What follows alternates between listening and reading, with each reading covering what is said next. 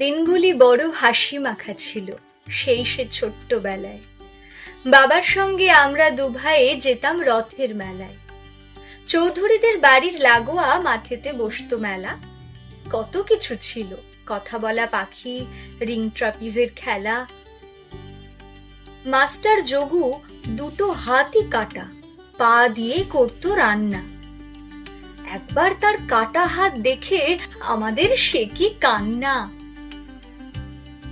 এই জন্যই ছোটদের আমি কখনো আনতে চাই না। অকারণে শুধু ঘ্যান ঘ্যান করে, মেলায় আসার বায়না। দেখতো তাকিয়ে, মেলায় এসেছে তোর মতো কেউ পুঁচকে? বাবা বলেছিল, রেগে মেগে আর চোখ মুখ ভুরু কুঁচকে। আমার কি দোষ? দাদাও এসেছে, ওকে বকছো না কেন? যত দোষ শুধু আমারই দেখছো, ওর দোষ নেই যেন। দাদা আর তুই? দাদা টুয়ে পড়ে, তুই আগে টুয়ে ওঠ। দাদার মতন রোজ ভোরে মাঠে 3-4 পাক ছোট। দাদাটাও কত পাজি ছিল সেটা এখন বুঝতে পারি। আমাকে বলতো, আমি হলে তোকে রেখে আসতাম বাড়ি। কি কষ্ট যে পেয়েছি সেদিন, চোখ ফেটে জল এসেছে।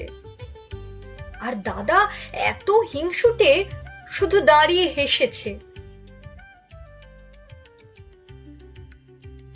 সেই দাদা কত বড় হয়ে গেছে, নামকরা ডাক্তার। এতই ব্যস্ত, মেলায় যাবার সময় কোথায় তার।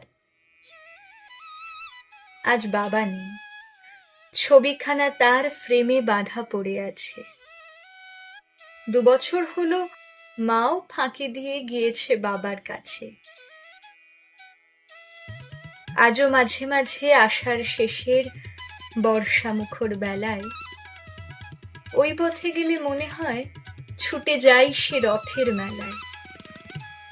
মুহূর্তে মনে ছবি ভেসে ওঠে, চৌধুরীদের মাঠে আমি আর দাদা অঝরে ভিজছি ঝোড়ো বৃষ্টির ছাটে।